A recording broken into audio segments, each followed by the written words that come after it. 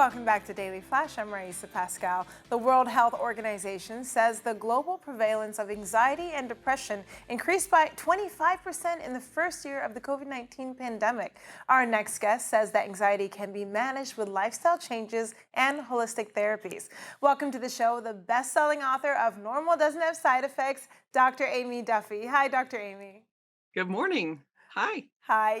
I really love the title of your book. I think it says a lot, but I want to talk about how you came up with that.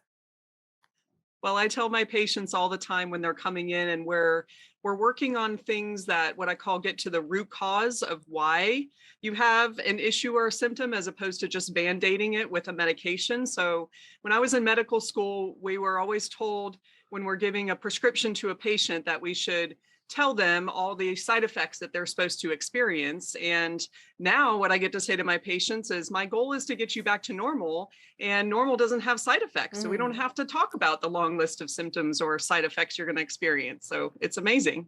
Fantastic. And as we did mention, with the pandemic, these last couple of years, people have been struggling all over the world. A lot of anxieties. It's so prevalent right now. What causes us to suffer from that?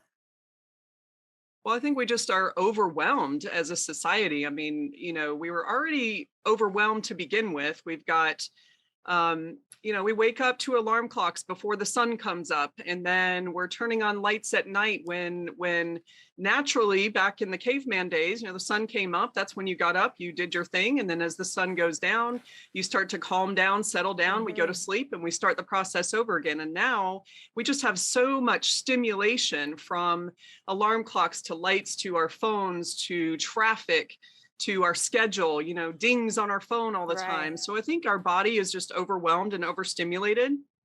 And then we have, of course, the fear of health that has plagued us for the last couple of years. So that's there's so many things going on that just add up. Well, fortunately, we have you here, Dr. AIMEE, and I know you have 5 tips to combat anxiety. So let's walk through them. Yeah. So the first one, if you're sitting in a room and you're feeling really anxious, and you feel your heart racing and beating, one of the things you can do is what I call the 3-3-3 rule. So just look around and name 3 things that you see.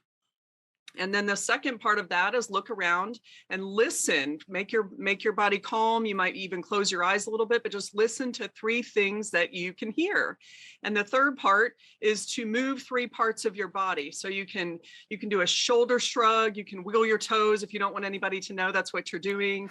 Maybe move your wrists around or wriggle your fingers as well. That's the 3-3-3 rule. I'm good at that last one unintentionally. I'm always fidgeting. All right, how about number 2? Walk it off. Tell us about that. Yeah, so that anxiety or stress is a signal from your brain that maybe you're getting chased by a saber-toothed tiger, right? And it wants you to run away from that. So you can indulge that a little bit by just getting up and taking a walk. You can walk down the hallway if you're inside. If you have access to outside, can you get outside and just take a walk?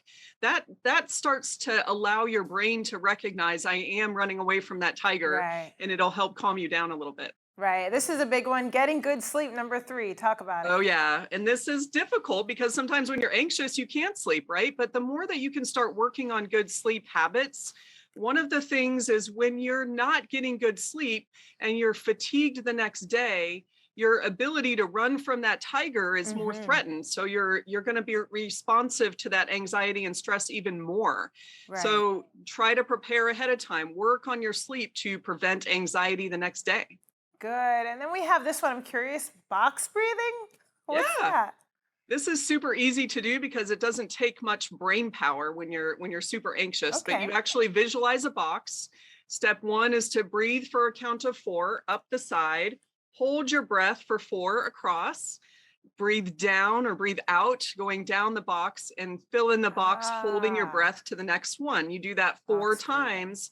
And that's just it's a little mini meditation if you think about, but it'll bring you right back down into calm zone. Fantastic. And then we have number 5. I struggle with this one. Cold water plunge or shower. Okay, talk about this. This is really interesting. There's so much research on this topic. It's really fun. They're talking about either acute anxiety or they're talking about long-term anxiety and depression when people are taking cold showers on a regular basis.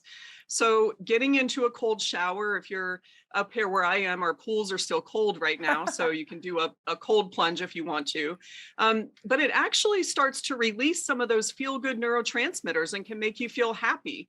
But if you're acutely anxious or stressed, one of the first things you do when you get cold water dumped on you, or you turn the cold water on the shower, is you go, you take this big deep breath and you Yeah. hold it, right? But if you go, oh, I can't, I got to breathe through this. I'm going to stay in here for 30 seconds or a minute. You might work up to a minute. You got to make yourself breathe through that. So it's forcing you to take big, deep breaths. Right. And that really helps slow your heart rate down, and it calms you down. And you may even have a little sense of euphoria at the end. It's great. Nice. Well, I work in a freezing studios here, so hopefully that's the next best thing. Doctor, thank you so much for joining us. And if you at home want more information, be sure to pick up a copy of Normal Doesn't Have Side Effects, available at Amazon.